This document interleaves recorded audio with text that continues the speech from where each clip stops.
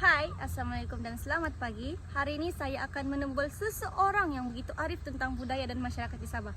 Oleh itu semua, stay tune. Assalamualaikum dan selamat pagi. Saya ucapkan kepada Tuhan. Saya Asmira binti Syarif dari Fakulti Sains Sosial dan Kemanusiaan Program Hubungan Antarabangsa. Ingin menemukan Tuhan tentang perkembangan budaya dan masyarakat Sabah sebelum dan selepas perang. Tapi sebelum mulai temuan itu, saya ingin Tuhan memperkenalkan diri dahulu. Oke, nama saya Hairudin bin Amir, berasal dari Kabupaten Pingan, daerah Pitas, negeri Sabah. Oke. Baiklah Tuan, saya akan mulakan pertanyaan pertama saya, yaitu berkaitan tentang perkembangan ekonomi di Sabah sebelum dan selepas perang. Bagaimana menurut Tuan? Oke, perkembangan ekonomi kalau negeri Sabah sebelum dan selepas perang, ini berdasarkan apa yang saya pernah dengarlah daripada orang-orang tua, khususnya di daerah Pitas. Dari segi ekonomi, masyarakat dia melakukan pekerjaan itu mengikut di mana mereka tinggal. Contohnya kalau di bagian pesisir pantai atau dekat laut, kebanyakan pekerjaan yang mereka lakukan itu ialah sebagai nelayan. Oke, kemudian walaupun berhampiran dengan laut, kegiatan ekonomi lain yang dijalankan ialah masyarakat dulu diorang melakukan aktiviti pertanian, menanam padi. Kalau sebelah sini biasanya diorang menanam padi umah lah, okay. Padi umah. Sebab sini kawasan dia bukit-bukitan untuk daerah Pitas. Padi umah ini adalah tanaman utama kalau masyarakat sebelah sini. Kemudian kegiatan ekonomi lain selain daripada nelayan, petani, masyarakat sebelum Perang Dunia Kedua juga diorang memburu kebanyakannya untuk mendapat makanan sendiri lah. Kemudian kalau selepas Perang Dunia Kedua masih juga kegiatan yang sama dilakukan, nelayan, petani, kemudian berburu, menanam kelapa, seterusnya sebagai tambahan kegiatan ekonomi kalau di sini kalau melibatkan masyarakat lain, salah satu ekonomi yang buat ialah berniaga itu di tamu-tamu lah. Berniaga di tamu-tamu, dan itulah juga macam mana berlaku percampuran masyarakat dusun, masyarakat Pajau, sungai, pertemuan di masa waktu tamu lah. Di situ orang boleh mengeratkan silaturahim menyeratkan silaturahim, belajar kemahiran dari kaum lain, dari tamu itu juga lah.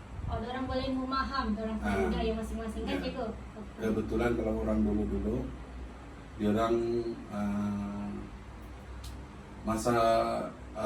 diorang ada kebolehan bercakap bahasa kaum lain. Contohnya kalau dusun, dia pandai cakap Bajau, dia pandai cakap Rumus. Soalan kedua Tuan, berkaitan dengan sosial. Bagaimana menurut Tuan tentang perkembangan budaya masyarakat di Sabah berdasarkan aspek sosial? Oke, dari aspek sosial pertama kita tengok agama. Agama kalau Sabah, kalau sebelum Perang Dunia Kedua, animisme itu masih ada. Okay. Kemudian agama Islam, agama Kristen. Itu sih dari aspek agama lah sebelum Perang Dunia Kedua. Kemudian kalau selepas Perang Dunia Kedua, di awal-awal selepas Perang Dunia Kedua itu animisme itu masih ramai, Tapi sekarang dia masih berkurang sudah sebab ramai yang sudah memeluk juga agama Islam dan juga agama Kristen. Oh, bagaimana agama Islam itu boleh datang ke Sabah, Tuan? Yang itu saya tidak rekod pula, tapi kalau ikut cerita-cerita itu, kalau perkembangan agama Islam perkembangan Islam di negeri Sabah ini dia bermula daripada pantai timur negeri Sabah lah, sebelah